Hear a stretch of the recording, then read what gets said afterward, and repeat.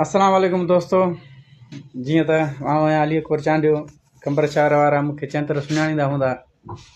मां 2008 खां वठी डिस्ट्रिक्ट प्रेस क्लब कंबर में कैमरामैन तौर ते कमु कयो ऐं हर शहर वारे जो मसइलो हूंदो, एतिजाज मुज़ाहिरा हूंदा, उहे पाण बख़ूबी मूंखां वाक़ुफ़ु आहिनि, त मां उन्हनि जो बिना कंहिं लालच, बिना कंहिं लोभ जी ख़िदमत कई। जॾहिं खां 2010 में ॿोॾ आई त उनजे बाबति बि असांजे किरदार खां वाक़ुफ़ु हूंदा। कॾहिं बि कंहिं बि ऑफिसर खे ब्लैकमेल करे पैसा मां कोन कमाया, न ई वरी मां अहिड़ो को कमु कयो आहे।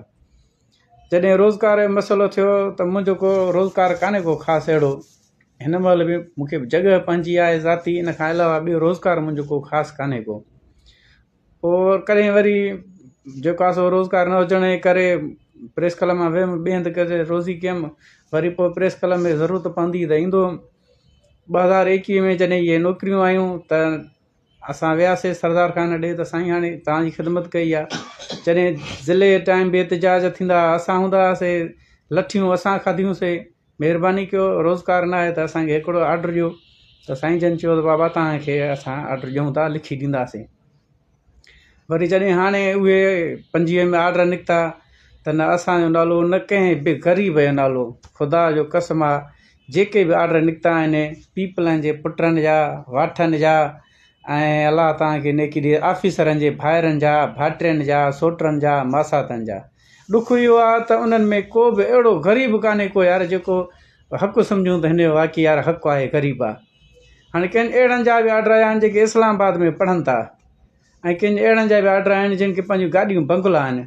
हाणे उन्हनि बि असांजे हक़नि ते धाड़ो हयो आहे। यार हे ज़ुल्म आहे, नाहक आहे। हाणे छा हैसियत आहे DC जी, इहो नौकर थी करे असां ग़रीबनि मिसकिननि जो रोज़गार खसी वेठो आहे। छा इन जो हिसाब किताब न ॾींदो? हर खाते में माण्हुनि 12 खां 15 लखनि में नौकिरियूं कुझु खपाए अथऊं, बाक़ी रुॻो पीपलनि पंहिंजनि पुटनि खे ॾिनियूं आहिनि। अलाह कंदो उन्हनि जो त उहो हिसाब अलाह कंदो, पर इनशा अलाह इहे जेके बेज़ाब्तियूं थियूं आहिनि इन्हनि जे ख़िलाफ़ु असां भरपूर तहरीक बि कंदासीं, एतिजाज बि कंदासीं। जिन दोस्तनि इंटरव्यू ॾिनियूं आहिनि, शिल्पियूं आहिनि उन्हनि वटि, त उहो मूंसां राब्ते में अचे, मां नंबर रखां थो। इनशा अलाह सूमर ते शीशनकोट कंबर में DC कंबर लाइ बि धरणो हणंदासीं ऐं कोर्ट में बि इनशा अलाह उन्हनि जे ख़िलाफ़ु वेंदासीं। सभु दोस्त मुतफ़िक़ थियो ऐं पंहिंजा हक़ वठो, न त ही ज़ालिम का शइ न छॾींदा, सभु खाई वेंदव। तव्हांजी वॾी महिरबानी कंबर शहर वारनि जी। इनशा अलाह पंहिंजा हक़ पिनी न पर हाणे छिनी वठंदासीं। महिरबानी।